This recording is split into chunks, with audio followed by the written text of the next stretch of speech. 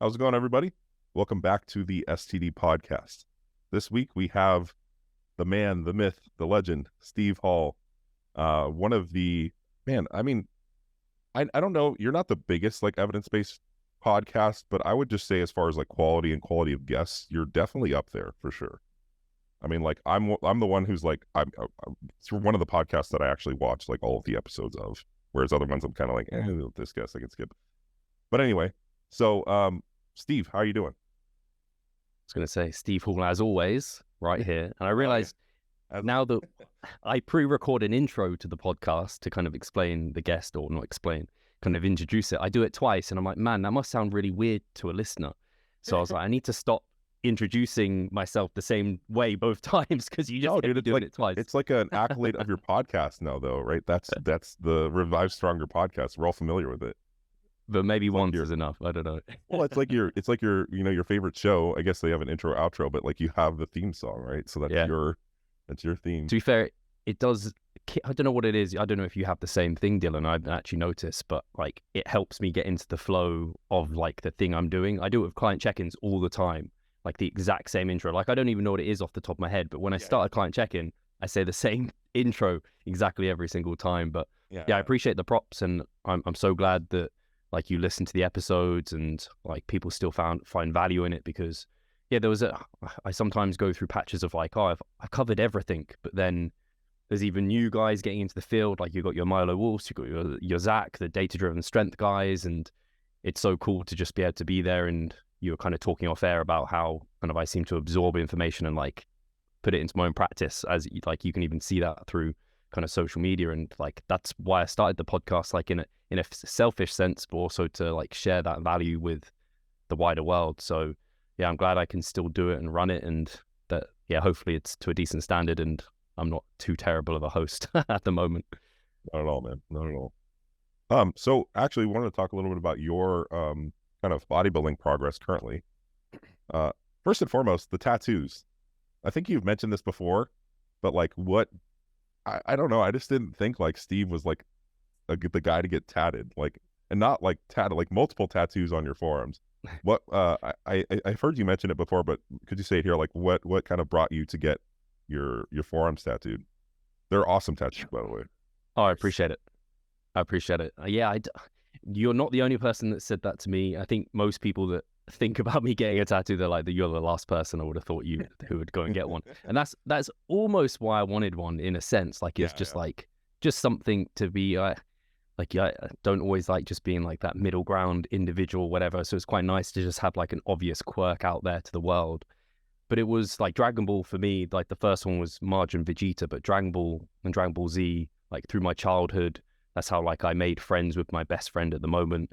And then just like, it's what I listen to during like training sessions, and like I'll still watch episodes of it, and it just brings back so many like good memories. And throughout like actual COVID, I was actually kind of going through my old Instagram videos, and I was listening to like watching myself train and listening to the music, and I was like, it was all Dragon Ball like music and like remixes, and I was like, it got me through some really tough times. And so I just love having the reminder there. And I think Pascal, obviously, and Jackson Pios as well, someone who like, they're quite heavily tatted, both of them. And I just love the look of them. And I was like, man, I need to just go down this route, try it. And I didn't think I wasn't sure if I'd get more than one, but it is true what they say. Once you start, it's very hard to stop, because there's something addictive about it. I've got one booked in like 3 weeks time. So oh, really? There's more. Doing another one? Oh my God. On your forearm? I've got a gap here, so this gap needs to be filled on the other forearm. But I'm back here. This one. That's part of the. Oh yeah, okay. That's part of the last one. That one's got Naruto, and then I can't even get the Itachi on that side. So that one's, and that's where I watched Naruto. Like just the year after my last prep, and I was just watching it. Jackson Pios again recommended it. He was like, if you love Dragon Ball, you'll love Naruto. And I hadn't watched it as a child, and I was like, this is just, I don't know, the emotions I feel through anime is just something else. Like I will cry at scenes, my hair will just like stand on end. I just get so involved, and I love the artwork. So it's just kind of becoming a bit of an extension of myself. I have unapologetically ugly cried multiple times in Naruto. And the Bruce Lee, the scene where he drops the weights, like Rock Lee when he does that. Oh my God, yes. Just some of these scenes are just, you can watch it. It's like as good as watching Ronnie Coleman lift some weights. And it just, I'll like, gets see you myself fired up. out of this conversation, Trevor. I will. I'll be quiet in the background. But Why is yeah, that, it's, Jimmy, you don't like I only like Dragon Ball Z. I don't like anything else. I'm Okay. very, very clued in to Dragon Ball Z, but any other one, Attack on Titan, any of the other ones, they're for the birds. Just watch them. They're so good. I watched Attack on Titan. It was very hard for me to watch because I was very bored. What did you watch? Like 2 episodes? No, I watched the first season. You got to watch past the first season. Holy crap, that's when it gets good. Oh my God, I can't. I'm not committing. No, I'm not Investment. committing. I'm not.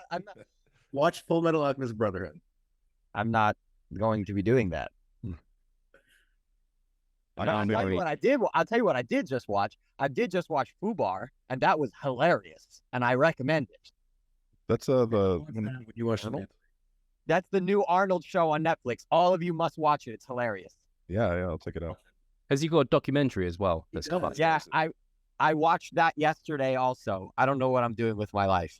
How was the documentary?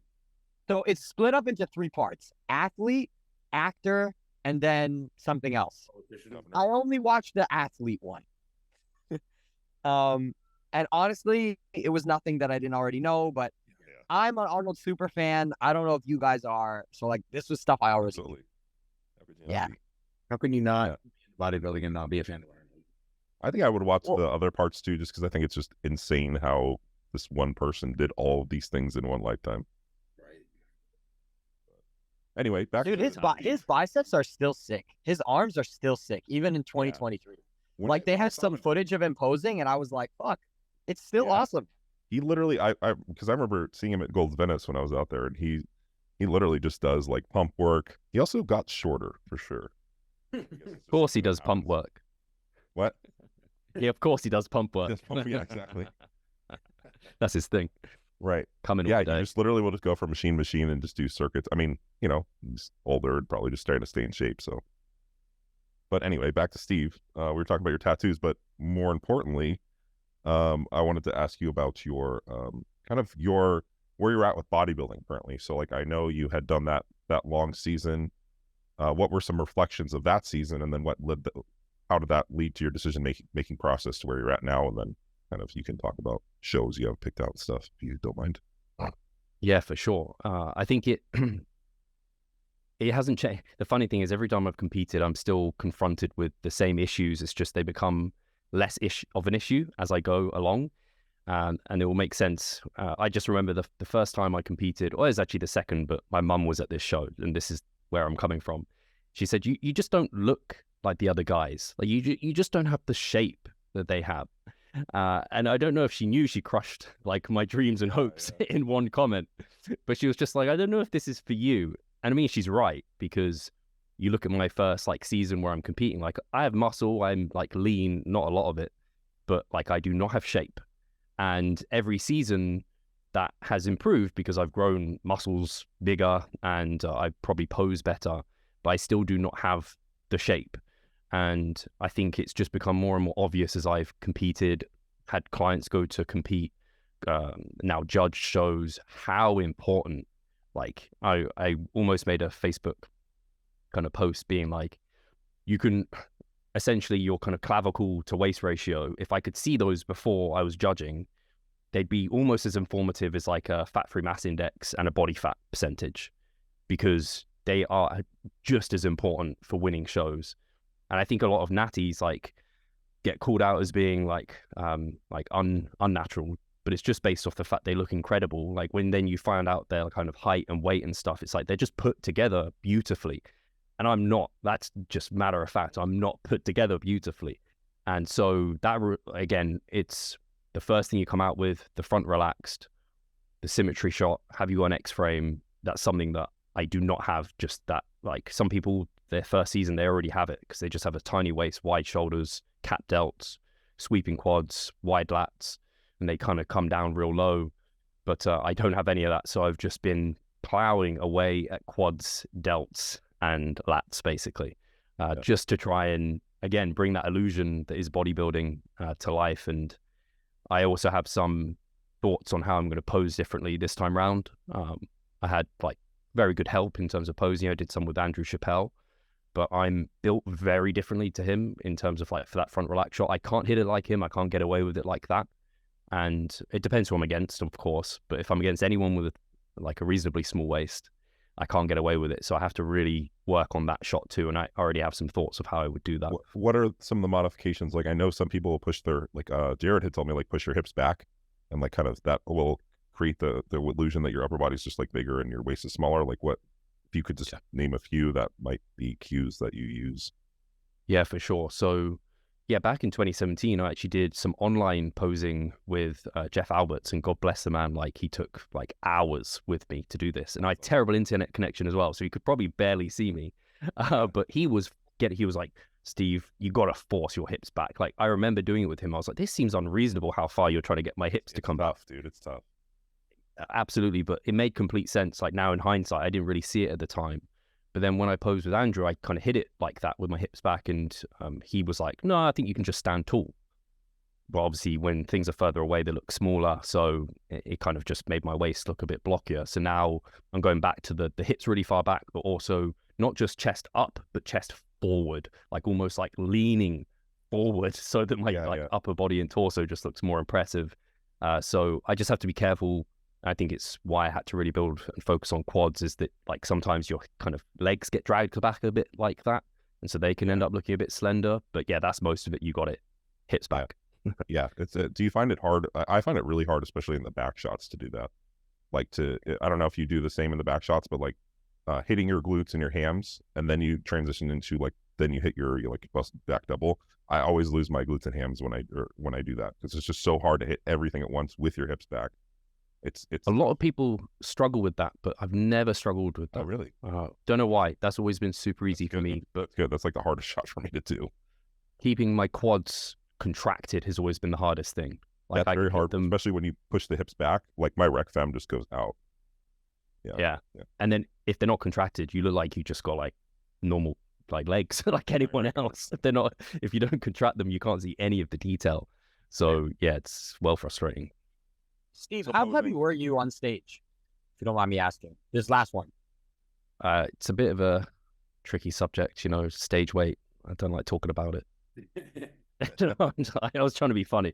Because you're like, can I ask? Wait a second, is there something I don't know? Did I step on? So last season, I was between 170 and 175 pounds. You have a weight cap? Is that a thing? For WNBF Worlds, they have categories, so they'd have a weight cap, which I don't actually know what it is. I think it's like 176 or 177 for like middleweights, but it might even change depending on the numbers they've got and like where people land. Then they could try and split it evenly. I'm not sure if they do that or not, but most competitions were height. Now they've moved to height classes. So it's not like you have any issues with putting on more muscle at this point for your next show. No. You're not constricted by a weight cap. No. And I feel like I probably had, a lot of competitors probably say this, like a couple of pounds that I could strip off to just bring that little bit more condition. There's almost always something more to come. And it's, you're like, you're just Marvin. Yeah, true. No, it's funny because I actually just had my first season, not to make this about myself, but I was like, I did my first show and I was like, sweet, I got a month till the next one. Like, more than enough time to get like shredded. I was at like pushing a 1 to 1.2% rate of loss, and still I was like, yeah, probably, like, I was talking with Jared after, he's like, yeah, you probably had another month. I'm like, oh my God, like, it's so crazy. I mean, and obviously I haven't competed a whole lot, so I just didn't know, but it's just like, you think that you're there, and then you're like, nope, there's another, X amount of body fat you can drop, another 5 pounds, 10 pounds. It's insane. So it feels like, at least. The issue sometimes can be is some people lose sight of like what bodybuilding is, so that it's not just a lean competition. Like, it isn't just about condition. You also need the like fullness and muscularity there. So some people drive themselves, and I've done that, where I just said, like, I don't have enough muscle where I can just like sacrifice it to get shredded. Like I need to balance that where I'm like, is it worth just consistently getting smaller everywhere to get these extra lines? I come in normally one of the most, if not the most conditioned anyway. So it's like, Yeah. So is that like something, like, I know in like enhanced bodybuilding, like they're just like looking at your glutes and hamstrings. Like, do you feel like that's the same thing in natural bodybuilding? so I spoke about this with Mike recently, and I was I don't know, I was hoping it was going to be similar, and he was thinking similarly to me, but it doesn't seem to be. It used to be that way for natural bodybuilding, where it was like a condition contest. I think it was like people weren't coming in with shredded glutes very often. So like if you had them, you were winning. Whereas now novice competitors can bring shredded glutes, and I think they kind of got over it, and the judges have moved more towards like symmetry and shape, especially in the last few years. Right. I mean, and obviously with still conditioning in mind, right? It's not like you're not going to show up fat, but with like good symmetry that you're like, no, like, yeah, you got it. Yeah. But sometimes I'm surprised by, like, I don't know, I almost feel like there's a level of, I think Alberto Nunez talks about it, just a level of professionalism to come to stage with a certain level of condition. Yeah. And I have a bias towards condition because it's something that I'm good at, and like I don't find getting, well, it's tough, but it's like it's not the hardest thing for me. And I'm like, if they don't have any sort of striations going on, they're kind of wobbly glutes, like not even just like lean glutes, they're like wobbly. Like, man, I don't even, as a judge, like I don't want to really judge that person, but you have to. And sometimes they have really good symmetry, and then you're like, fuck, but like, I don't really want to give them, I feel like bodybuilding, like leanness is what differentiates it from just your average guy. I think, and like you said, professionalism, I think, is really big. I think it's like, who worked the hardest for this show? You know what I mean? Like, you actually put in the effort to make sure that you showed up to this show and you took it seriously. I guess it's like, that's how I view it. As like, you know, like, did you actually take the show seriously? How's your presentation? How lean are you? You know what I mean? Like, I feel like some of those things do, to me, I'm like, that shows someone who took this process seriously. And I think if you were judging the show, I would imagine like, hey, they took this particular show that I'm judging seriously. I don't know. I guess I'm not a judge, so. And I think this is a reflection on my last season where, and I still have it, where I get caught up in the outcome and the placings. And if I focus on that, I just end up getting like down on myself, because I know I leave like almost no stone unturned. Like I know how could you not? How could you? You're so obsessed with it on a minute to minute. How could you not be obsessed with the outcome? Like, I think that's so crazy. Be like, oh, just believe in the process. Like, yeah, that's nice to say, but like, how could you not want to win, or like get caught up that you didn't win? You're so invested physically, mentally, spiritually, emotionally. Yeah. Of course you want to win. Yeah. You're validated, Steve. You're validated. That's what I'm saying. I imagine it would drive you, like, it might be difficult if that was like the main focus, though. You know what I mean? Like, because if Steve's like, oh, I didn't do as well, but then it's like, but yeah, there's other things that like made huge improvements from the last season. Like, again, knowing that you put everything into it, regardless of the outcome, is also something to be said. Like, hey, I gave this show everything I had, so the outcome is like, but I hear what you're saying, Shimmy, too. Is like, yeah, it's obviously just also like, you know, you want to do well, you want to win, especially after putting all that effort into it. You're going to go through that hell for the hell of it. Yeah, exactly. This is where me and Pascal spoke about it recently. It was like, if this next season, if I've made like significant improvements where I'm just like, man, like I blew last season out of the water, and I still don't really challenge those top spots, because it's just, I'm getting beaten by people that have things that I'm never going to have in terms of that symmetry. That's where it's like, is it worth it investing everything? Especially like, you can do what Shimmy did and get really lean and like have a great photo shoot. I don't know how far away from stage condition you were, but you were pretty close. But you can get there and it not be as terrible as like paying for all the shows and the tan, and you like, it's a lot of stress and hassle. Horrible too, you know. Yeah. Steve, that was a great improvement season episode. I watched that. The one you're referencing was great. Everybody check out the improvement season podcast on Revive Stronger. It's really great. If you're into like training and the weed stuff, it's not the most recent one. It's from a few weeks ago, but it's great. Steve, it's great. I watch those every week. Yeah, listen to those every week. If I was to project my views onto you, which I'm about to, I don't think it's worth it at your stage of the game. But you and I have also talked about this off this podcast. Like, I understand that you need to do the deed because you coach competitors, right? And like, no competitor wants to be coached by someone who's not competing or like didn't win a lot. I've talked about this with Mike. He didn't agree with me. And he raised valid points. But I think in your stage, like, I feel like you've done all you can do. And, you know, your genetics are only going to take you so far. And it's like, you know, are you going to win a show? I don't know. But if you lose, it's not because you didn't do anything right. It's because of your genetics. And it's like, at this point in time, like, you've competed several times. I don't know, to keep competing, at least for your brand, I don't think matters. So it'd only just be for you. My pushback to that is that I think my pushback to that is I think Steve's also still making like improvements from what I see. Like, I see some of your more recent stuff and I'm like, holy shit. Like, you know, I think that Shimmy's point about, so I agree with Shimmy that, and I'm curious to hear your thoughts on this, Steve, with, you know, where you started, where you are now, but competing can be great marketing. Yeah. And early on, I think it can be really useful to build your brand, but at a point, I don't know that competing builds your brand anymore outside of just getting pretty lean, you know, where you can do photo shoots and stuff like that. So I think that there's kind of like, you know, this balancing act where like early on, it is good for your brand to compete, to get more exposure and, you know, get people in the door. But at a point, is it improving your brand anymore? Or does the putting everything in it actually hurt? Yeah, I have only my personal experience with this. But obviously, I competed in 2021. I did pretty well. Got to Worlds, came second in amateurs. So it's like, it's not bad. It's like pretty damn good. And I thought therefore 2022, like talking about whether or not it like positively improves business, I thought that would be like a busy season for me as like a coach coaching competitors to stage. Wasn't any more busy than any other year. This year is busier than last year, like by twofold.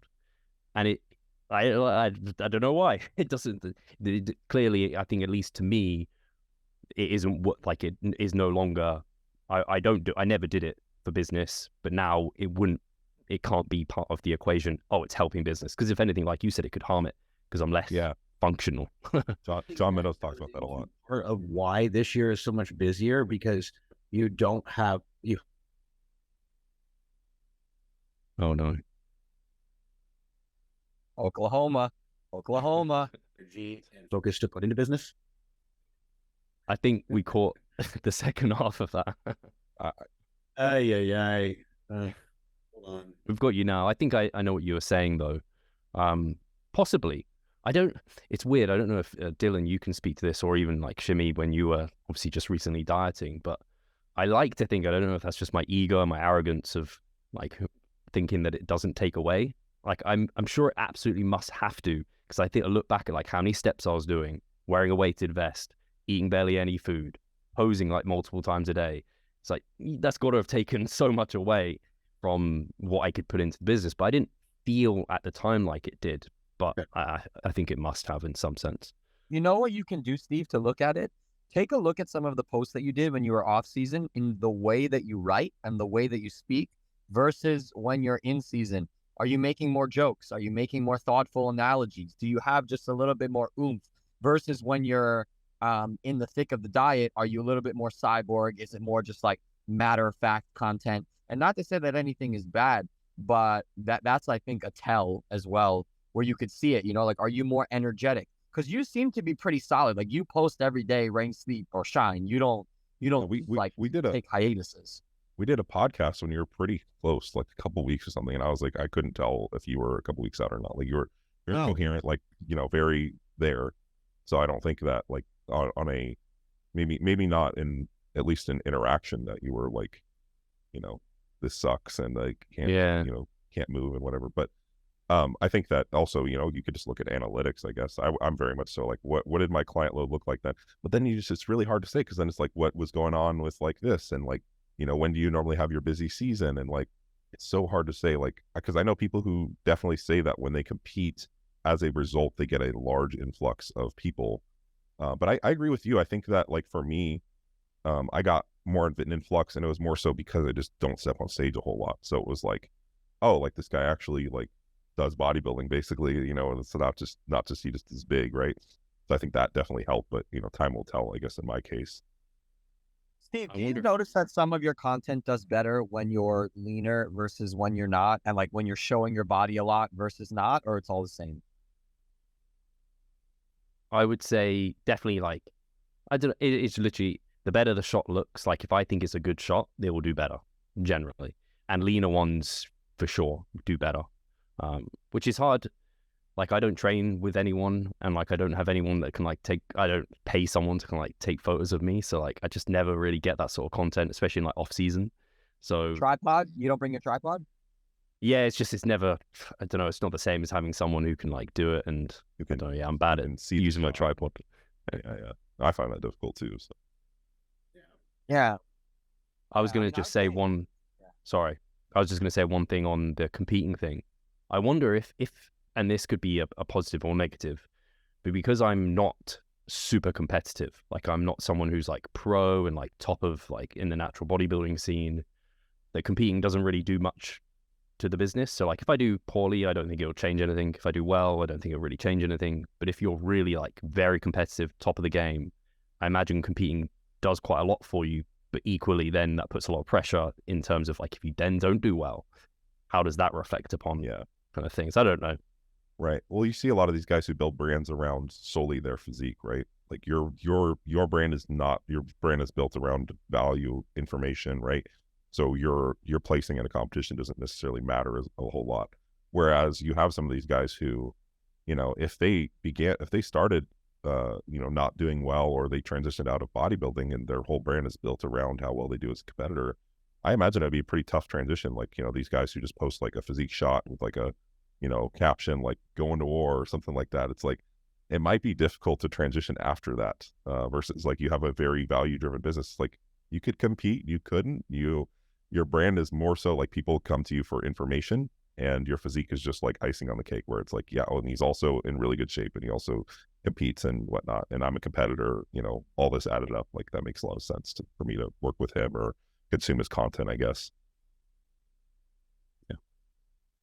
I agree, but I wonder as well if you ended up just staying lean for a period of time, how that would do for content. Because at the end of the day, this is something that I'm learning, and you've been doing social media a lot longer than I have, but you can give great information, you can have great personality, you can be really helpful, but at the end of the day, do you look better than the people that are watching you? And like, do they want to look like you? Like, you know, first principles, that matters. And I'm seeing that now, right? Like I never really posted shirtless photos or anything like that, and I posted a few recently and it's done super well. I wonder, like you step on stage at 170, 175, if you just lived at, let's say, 185 for a period of time, how that would go. Because you've said like massing is super hard for you, and you know, like, would you make serious gains for stage at that point? No. But from a business standpoint, I mean, I feel like it might be an idea, but that's just me. Yeah, I guess that's where I come at this more from like a competitor mindset versus like a business mindset. Like where I'm like, I care less about how the business would do versus how I would do as a competitor. Like I care too much about that journey and process to be able to do that. Well, definitely bodybuilding though. Right. Yeah. That's what I was going to say. It's like, yeah, it's also like business or not. I think that if it's your passion and you're still passionate about it, I don't think, you know, you see it as worth it. Like, I guess for me, it would be like if I ever got into a prep and I was just like, why am I doing this? And I just could not find a good reason. That would be like when I'd be like, maybe I should do this any longer. And that's not, I'm not there yet. You know what I mean? Like I enjoy prep. I enjoy everything I get out of it. Right. And I know that will come at some point. Probably will be a while for me because I just have done so little competition, but like, I think that would be like a telltale sign is like, okay, like, you know, am I still passionate about this thing? Because again, at the end of the day, like, you know, we're not making a whole lot of money, if any, competing. Most of us aren't making any money competing. So it's like, you really have to love it to find value and to see it through, I guess. I mean, when you're like 4 weeks out, like there's so many times where I'm just like sitting on like a machine or like the leg press and I'm like, man, I could just like not do this. I could just go eat some sushi, have a good day. Like, I'm lean, I'm in good shape, whatever. Like, I don't have to step on stage. Like, then I have to like find a greater reason as to why I should keep going, right? Because your body's just like, nope, and your brain's like, nope. I imagine you guys are similar on this, but there's something so weirdly rewarding about pushing through those moments. And I don't know if it's like, I don't really think about, oh, most people won't push through this. I only really think about that in hindsight. But I just think like, I don't know, there's something in me that won't let me not push through that moment. It won't let me try that little bit harder to do it. Like, I can't, I can't, like, I just have to do it. And then the reward, the feeling afterwards is just like, yeah, I don't know. I'm like, when I'm like walking to my car after like a workout like that, I'm like, you did it. Like, I just like have this sense of like, you know, like very like I feel very like satisfied, very I don't know what the term I'm looking for is, but accomplished. Yeah, exactly. And I wonder, I don't even think accomplished is the word. I think it's more validated. Like, I am who I thought I was. I did what I said I was going to do. I think this wasn't on your podcast, Steve. I think it was on 3DMJ. It was like Eric Holmes with Mike, and he did some podcast about like some posts he had made, but he had said something in the podcast about something like where his dad had told him something where he was like, you're capable. And that's something that like this last prep, I would just repeat to myself, like, you could do this, you're capable. You can do this, you're capable. And I would just like kind of repeat it in my head constantly. And every time I would get through something like that, I would be like, you're capable, like basically. And it kind of just kept me going, where it was just reminding myself like, no, you have this challenge, like you can overcome it. And I would have the clues of success every time I would accomplish a hard workout or push through the hunger or whatever it might be, do a posing session, I guess. Yeah, and it's always worse in that moment. Like, I get to the point in prep where I'm like, just take almost every step as it comes. Like, every day as it comes. Don't think about the future. Right. And time flies, and you're just like, wow, like 100%. I just got through a month of shit, and it's like, wow, wasn't that bad? Like, I'm here now. 100%. I think like also another one I remind myself, like, it doesn't last. Like, this pain right now, you're going to be at home eating your post-workout meal, and like, you know, in no time, it's going to feel like no time. So just do this thing right here in front of you, and you'll be there, basically. Yeah. So as far as your season, so you, what kind of, what do you have planned out? Like, when are potential shows? How does that look for you currently? So I had kind of sketched out 2024 just so that I think competing lit a bit of a fire under me, and I remembered, I don't know, I just really enjoyed it. I think part of why I enjoy competing is it kind of reconnects me to a community of people, and a lot of them are online. And I don't have a lot of people in my local, like, just vicinity that do it, and I just really enjoy that aspect. I enjoy talking to people about it. And Worlds was incredible. Like, I don't know, when you go and just meet so many people that you know and you've interacted with online, it was just really, really fun. So I kind of decided I didn't want to leave it as many years as I had previously. Like, I've always left like 3-4 years to compete.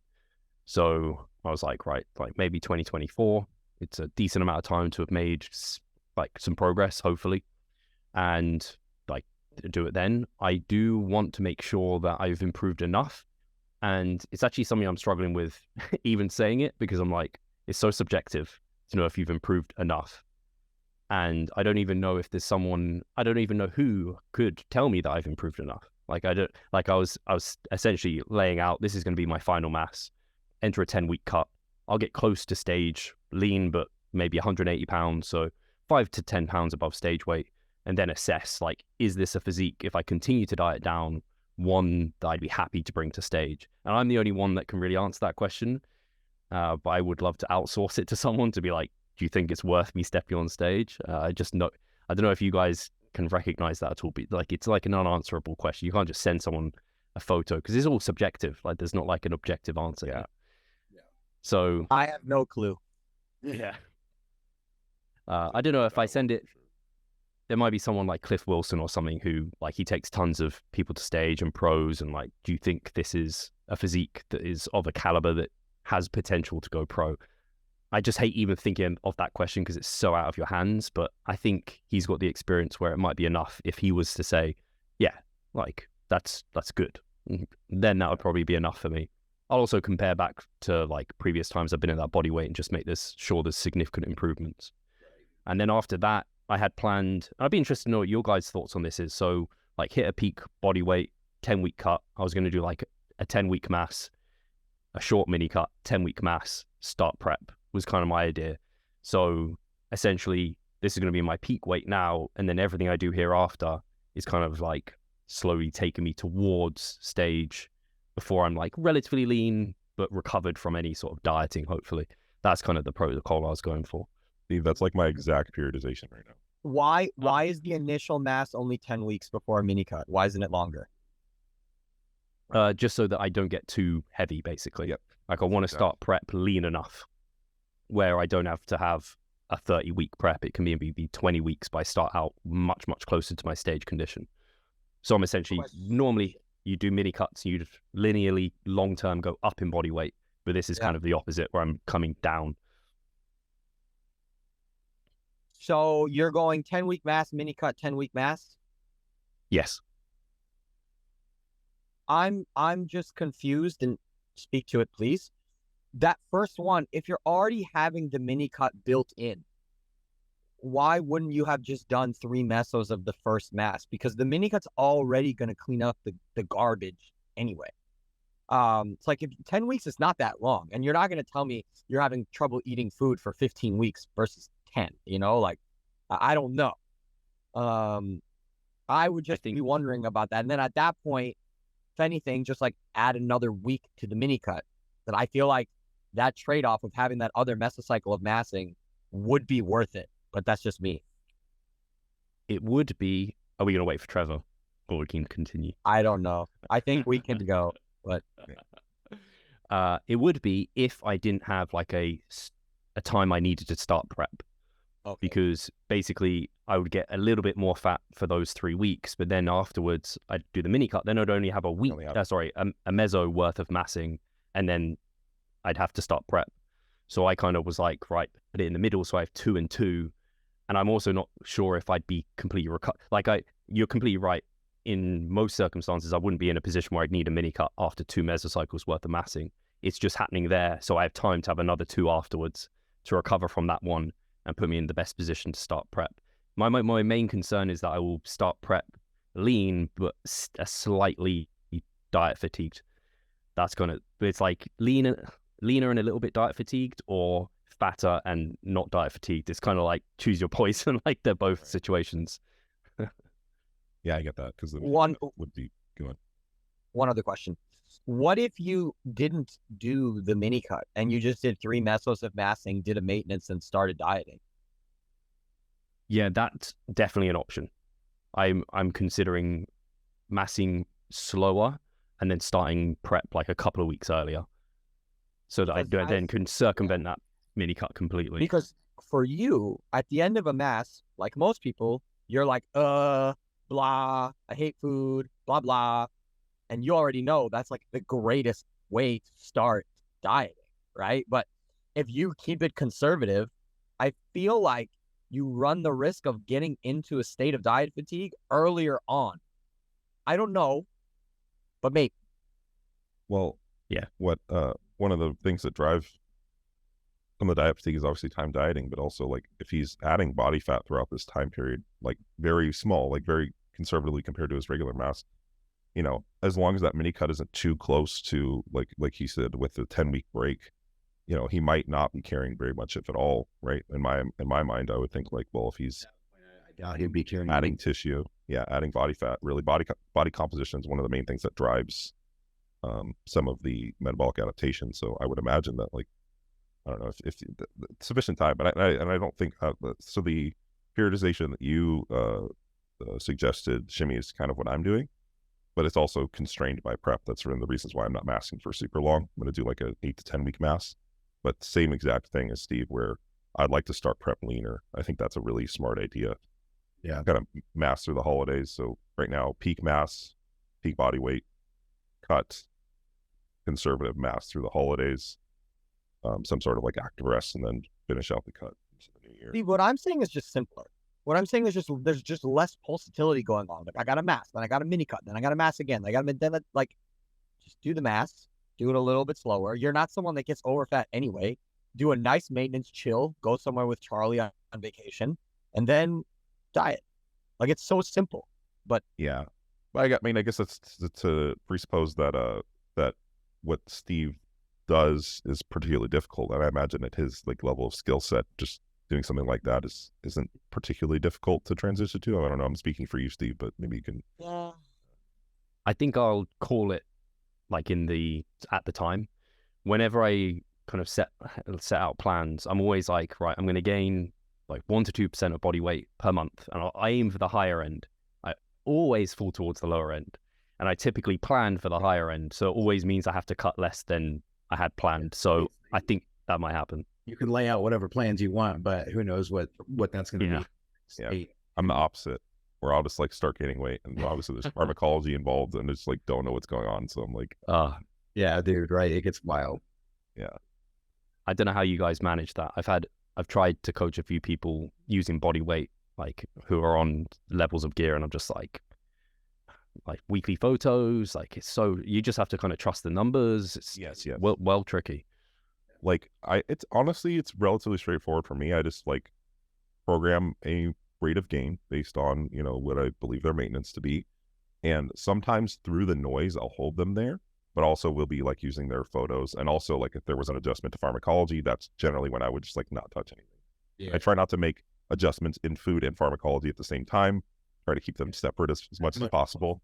As then variables changing at once. Yeah, you just want to reduce the noise. And there's some other medications that you can use that can reduce water weight noise, like telmisartan's one that a lot more bodybuilders are using now that manages the actual growth hormone, estrogen. All these things stimulate water retention. So if you have something that's keeping that at bay, then you can have less noise. So again, I always like try to downplay it, like, oh, it's not that complicated. Obviously, like, I guess with my experience, I say that it's not that complicated, but I probably took me a while to get here. So that being said, yeah, it is definitely more difficult than just.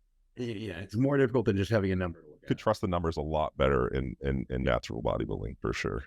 But even when you're natural, and Steve, you have a big sample size because you coach more people than all of us. Even when you're natural, especially when you get leaner, we love giving the 0.25% to 0.5% body weight gain or loss, depending on what phase of nutrition you're in, up or down. But especially when you're lean, have you found that it doesn't really shake out like that? At least that was my experience. Like, it'd be nice to say like, oh, I gained a pound a week or I lost a pound a week. In reality, it was like I wouldn't lose and then just would lose 2 pounds randomly. Then, wouldn't lose again, then would lose 1.5 pounds. And this would also go the same way with massing. And then you sort of just like have to course correct as needed on a daily or weekly basis. Have you found that too, or no? Yeah, I would say it's very rare. And it's always nice when it happens, when people perfectly fit these paradigms. Yeah. But it's very rare. And I think that's what really kind of confuses a lot of people, because there's loads of things like what you mentioned there, where if you look at a textbook and it says that you should lose, 1% of body weight per week, and then the person doesn't, then they get really lost and confused. Whereas if they have a coach who understands, they've worked with people, it's like, okay, leave it again. Like this week, maybe it was 0.5. Next week's probably going to be 1.5, whatever. It averages itself out. And that's what you're actually looking for. But I don't know how often that context is given or how often people take that away. So even actually, yeah, sometimes I think I probably even do a disservice where I'll say to, like, as an average recommendation to people, like, lose between like 1% a week on a mini cut. It's like the first week you're going to be losing way faster, then may slow down, but like you just have to follow the numbers. Well, this is why people pay for us as a coach, I guess, so they can help navigate it. Yeah. Hard to give that kind of context when you have a 90-second Instagram reel. Yeah. Right. It's like we give that context, nobody's going to watch it. 30 minutes. And we don't have time to do that for every single person that ever asks us a question online. Yeah. And I think, but you're right, Shimmy. Yeah. The benefit of having a coach is that's one of the main things I think people sometimes forget about, is like being able to give that kind of context. Like if you're using, say, like, you're doing the numbers yourself and you're not as experienced, or using an app or something like that. While that does work for some people, I think some people do need the kind of reassurance. Like, I don't know about you guys, but I sometimes get some clients who are quite neurotic too. And a lot of what I'm doing is just kind of like saying like, no, it's okay. Like this is normal. You know what I mean? Just kind of Dude, that's all coaching is, right? Steve, putting out fires. That's the whole right. thing. Exactly. Yeah. And just kind of reeling them in a little bit. Like, no, this is totally normal. Like, there's no case in which you should really be worrying. Like, that's why you hired me. I'll take care of it. Numbers are fine. I'm telling you the numbers are fine. You're good, you know. But that's really a big, I guess a big part of coaching is just kind of reassuring people like things are going the way as planned. If you could summarize your coaching in 3 words, what would it be? You are okay. You are okay. That's a really good coaching mantra, actually. I like that. You can take it, man. Just tag me. And so Steve, you mentioned you're trying to your attempt is to go pro in natural bodybuilding. Is that where you're at as far as competition level? I never had that at all as like a goal or a driving force behind me. But since last season and doing reasonably well, it's like I have some belief. I want to have that belief that I can go there and like I'm just going to do my best to be able to get there. So I'm not like that person that's going to be like, yeah, I'm going to go pro and like, I don't know, believe it, all that sort of stuff. But I like to think, I guess less so going pro, it's more so having the physique of a pro. Like, I think that's more important to me. They kind of think of them two in the same, but I think you could go pro and not have a pro caliber physique, but you can have a pro caliber physique and not go pro, if you know what I mean. You could hit every single show, and then when nobody's left, you can eventually you're gonna find one where you yeah, exactly. No, I mean, I think this is something that I do think is an essential part. Is I do think you have to have some belief. Like, you have to have some capacity. Like, people like, it doesn't matter what you think. Like, I think it does to some degree. Like, you have to think you have the capacity, otherwise you wouldn't show up there and go for it, right?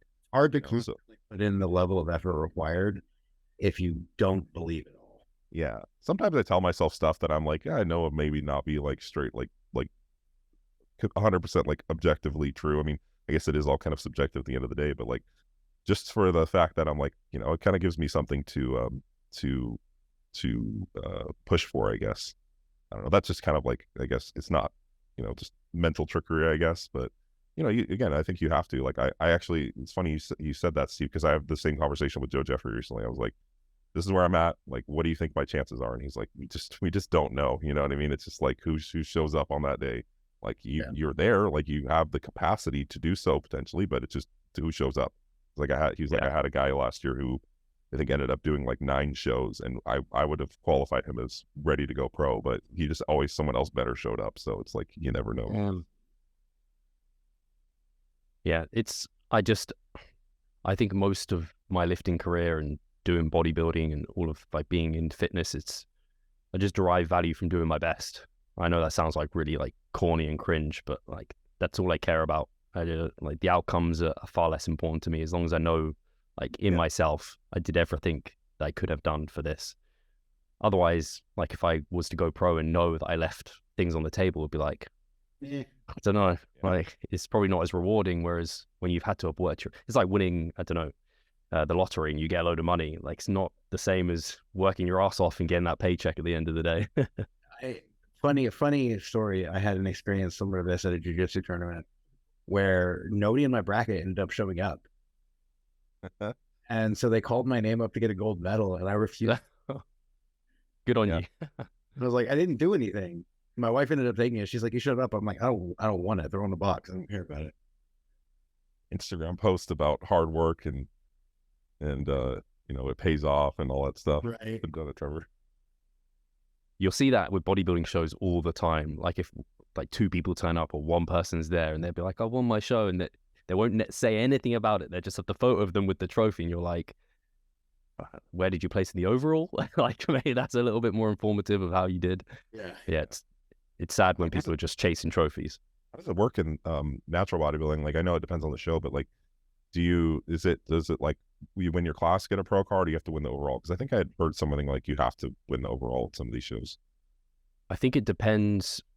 Potentially, I think in the like US, you have some WMBF shows that are pro qualifiers, which we also have here in the UK, but I don't know if they work slightly differently. But anyway, I'll just say how they work here in the UK. So with the main federations, you have to qualify at a qualifier. So place, normally it's top 3, and then you go to nationals, the UK finals.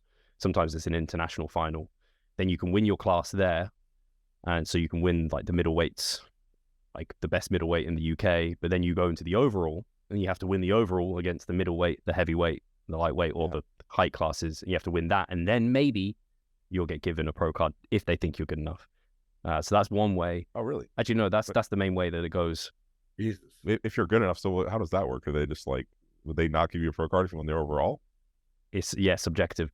I think they can withhold that. That's the UKDF. I think they can do that.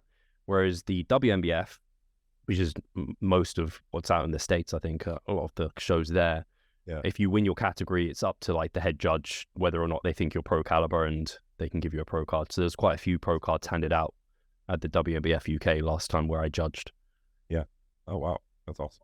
What? So wait. So in the WNBF, it's not as placing oriented, or it still is? I'm sorry, I missed that. No, it is still, you have to win your placing, category. and then the judge can also make the call. Yeah. I mean, I feel like it's similar as far as the qualifier, and then going to nationals here. But the nationals, it really depends on the show here in the NPC IFBB, right? It's some of these shows, it's top 2 in their class will get pro cards, and then some shows it's first in their class. I don't know. There probably are some where it's overall, but I don't know if there's a lot. Like I think most people who win their class get a pro card in national qualifier shows. Yeah. I like and I don't like, I guess. No, I do like. I like that the judges have the say to whether or not someone can go pro or not, because you could, like you said, like no one could turn up and you win your class, the overall, like that's unlikely to happen, especially at like a finals. Nationals, less likely, Yeah, but still, like there might be someone that wins it and you're like, actually, despite winning, you're not quite at the level that we think is pro caliber for our federation.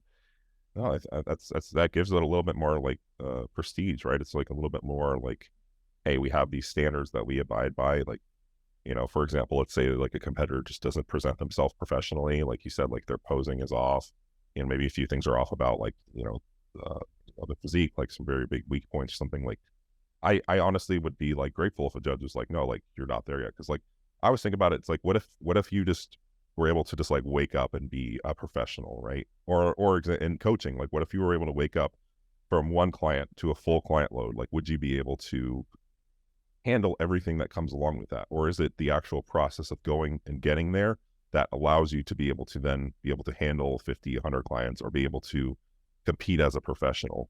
That's kind of how I thought about it. Yeah. Because I'm like, what if I just had it? You know what I mean? It's like, yeah, but like there's a lot of things that come along with having it that you learn along the way to getting it, I guess. Same with the lottery. Can I interject there real quick? Another plug for the improvement season. Steve, this is how you know that I actually really intently watch your stuff.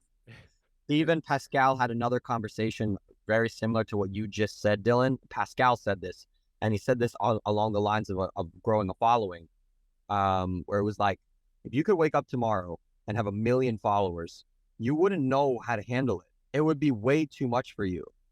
Like you'd probably be better off to grow slowly or to grow at a more manageable rate, so you can learn and you can feel what that's like and see if you're ready for it. If you just went from 0 to 100,000 followers with all of them being really, really engaged, you would be overwhelmed.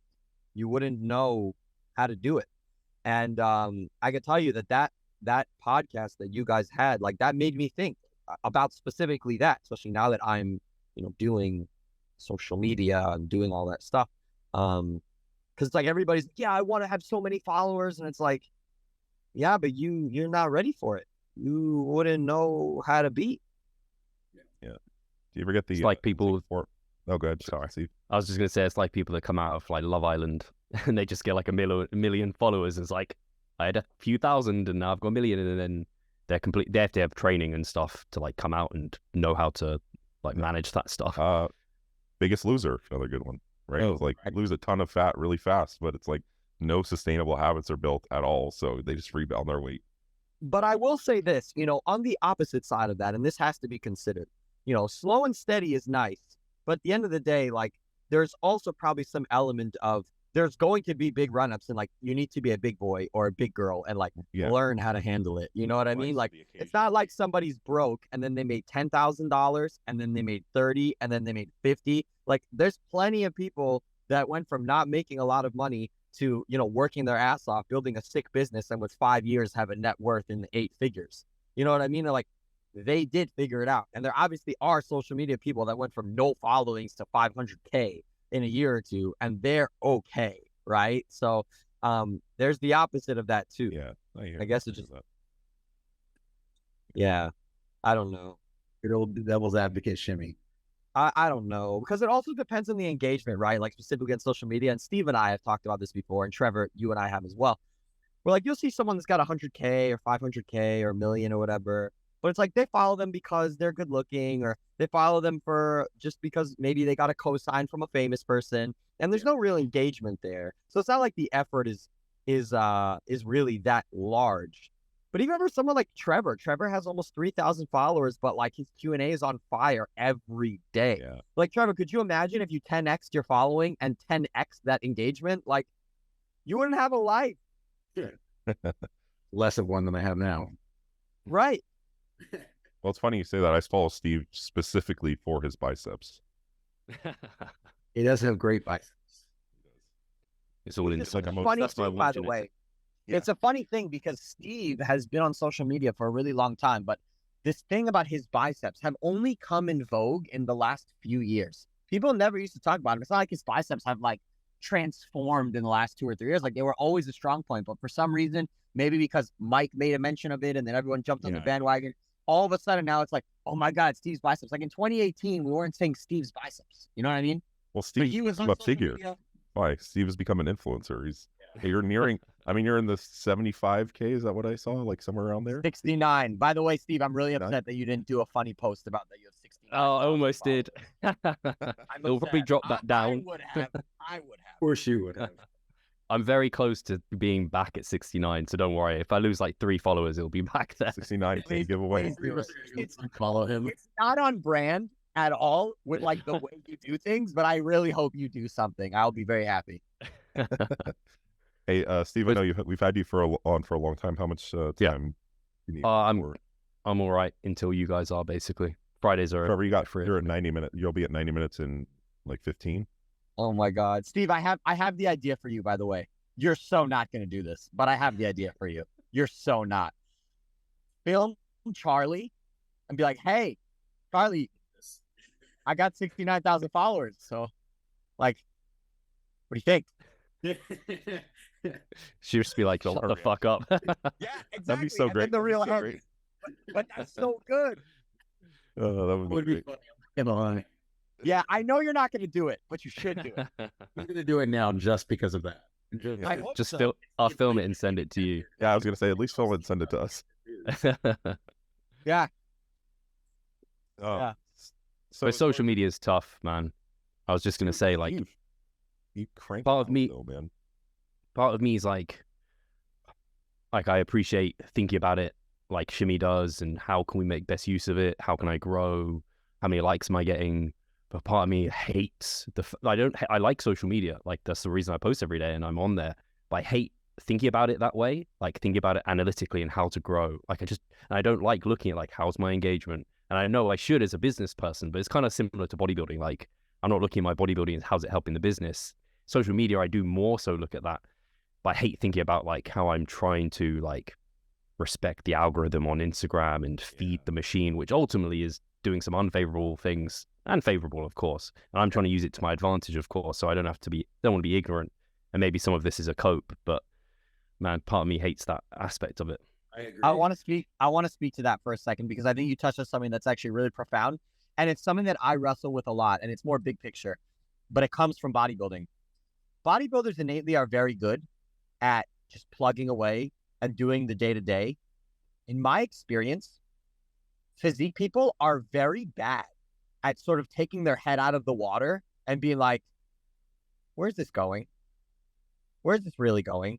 Like, you're very good at the day-to-day and plugging away, but there's definitely a fine line between like shutting up and doing like the grunt work on a daily basis, but then also being like, yeah, but bigger picture. Like, how am I feeling? Where is this going? What benefit is it bringing? Like, and I think that's very important with social, but it can be with anything, job, whatever, where it's like, it's cool to post every day and engage and do that. But you also have to remember the mission. Like, what is this for? Right? Like, is it benefiting me? And all the things that I'm doing on a daily basis, like track, weekly, monthly, multi-monthly, like, is this going where I want it to go, or do I need to course correct? And this is something that I struggle with a lot. Actually, by the way, in many areas of life, where it's just like, you shut up and just do the work, but then you're like, all right. But then you look up and it's like 3 months went by, 6 months went by, a year went by, and you're like, am I in a better place? Am I in a much different place? You know? I totally relate to that. It relates to so many aspects in life as well. I'm just thinking about like house renovations right now. It's like, what's the project? What's next? Like, think about long term. Right. But absolutely, especially like with my training, that's exactly how I approach it. Like the day to day, like I have to have that focus on the process here and now, because if I smell the roses, like there's a balance. If you are constantly assessing what you're doing, then it takes away from you just doing what you need to do. And I think most people do that with social media, where they're not very good at just showing up consistently, posting and putting out content.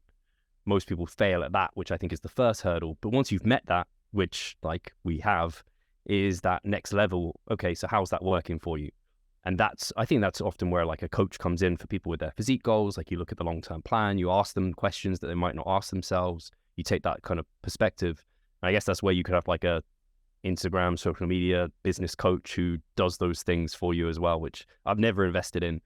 But I can see why people would. I see. I've had. Oh, go ahead, Jimmy.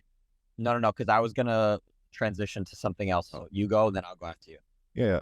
I mean, like, I don't have a large following by any means, but as far as like the content and stuff, I've had people like make suggestions on what I should make content on, and I have videos that are just like ideas that I have, or just like something that just popped in my head that I get questions about. And a lot of the time, those will be the ones that do really well, like where I'm not necessarily thinking about what's trending or like the structure per se, but it's just like, hey, this is what's on my mind. And I don't know how this works for you, Steve, but like, it'll be kind of like, yeah, this is on my mind lately. I've had a few questions about it. I'm just going to make a piece of content on it because I think it would be very valuable to probably my clients. And then also it's just something that I see asked a lot. So probably other people as well. And a lot of time I'll have those are the things that pop off, as opposed to something where I was like, this is what's trending right now, so I'm going to make a video on it, I guess. And I guess that it works different on different platforms. I know like YouTube, and maybe on Instagram as well, like the trending topics are definitely what bring people in. But I don't know how it works for you, what is your content creation process? You just have a list of ideas that are coming through your head and then you just post about them? You'd think I'd have a better creation process than I do. Same for the podcast as well. But I just wanted to touch on your point in terms of like people ask you questions, something that's been on your mind. I think one of the reasons that could pop off a bit more is because we're in this evidence-based kind of fitness industry, and a lot of the posts are very similar. And I find myself like regurgitating my own posts or potentially other people's that I'm subconsciously doing.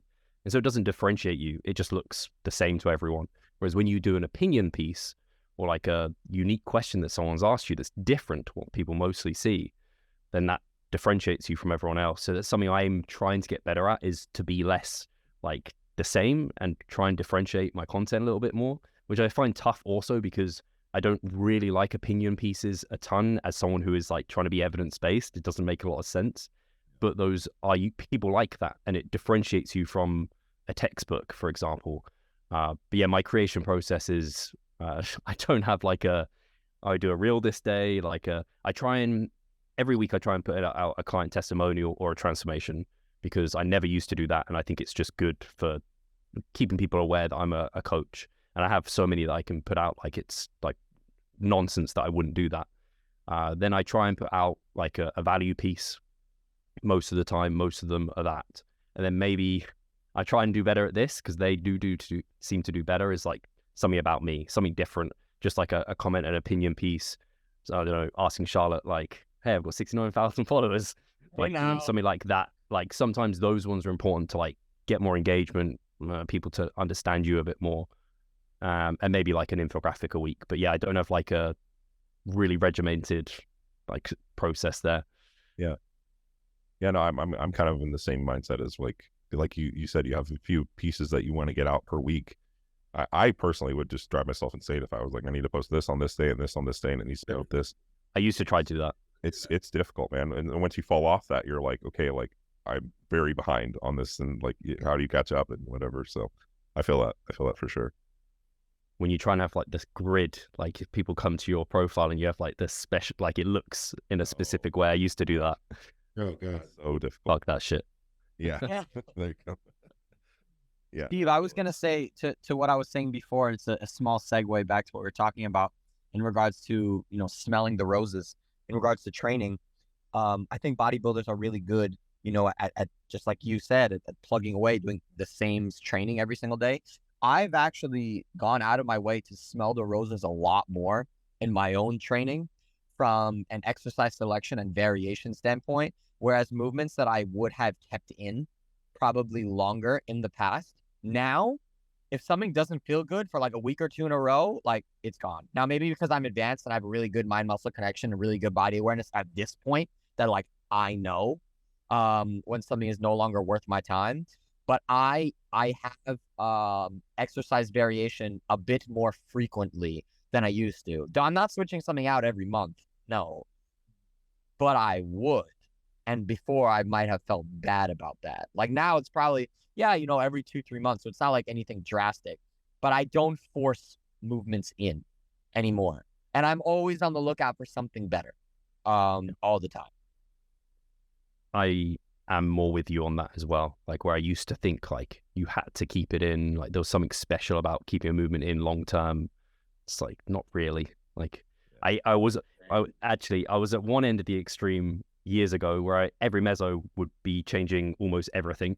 Sure, we've all done that. Yeah. Yeah. And then I think I went to the other end of the extreme where I'd feel bad if I rotated something out after like 4 months. Like it needed to be in like at least 6 months. Whereas like isolation based movements rotate those way more readily, like meso to meso within the mesocycle, fine.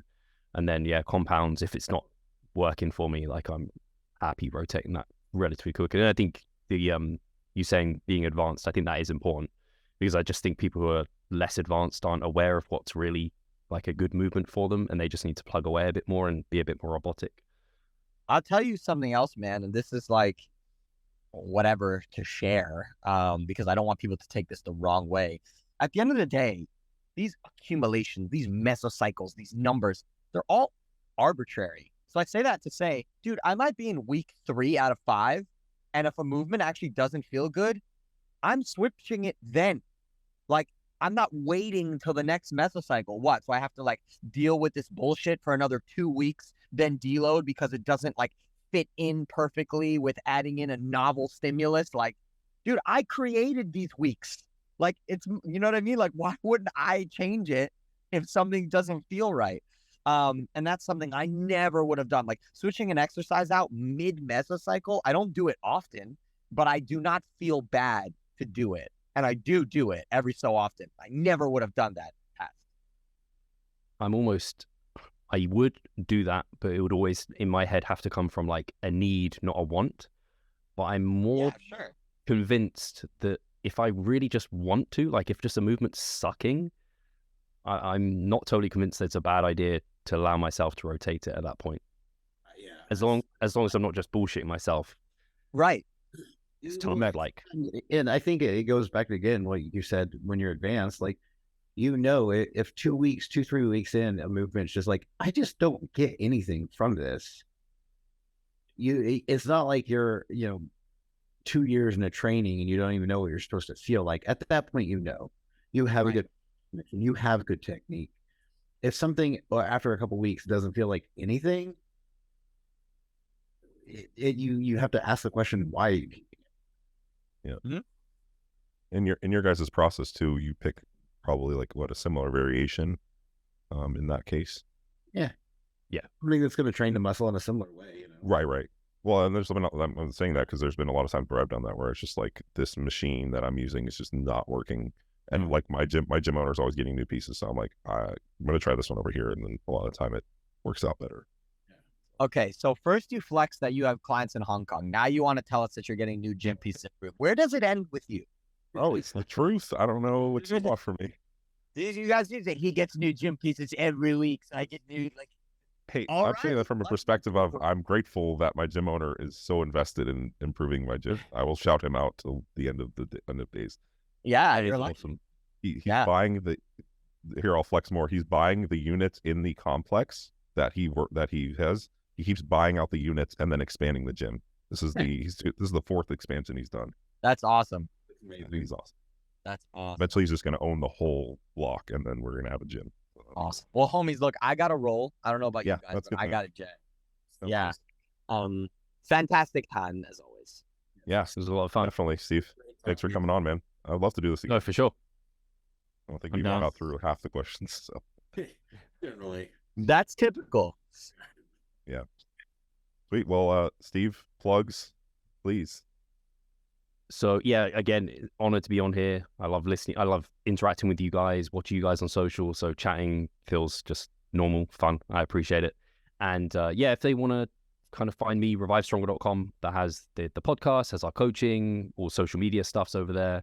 I'm mostly on Revive Stronger on Instagram. So they'd be the best 2 places.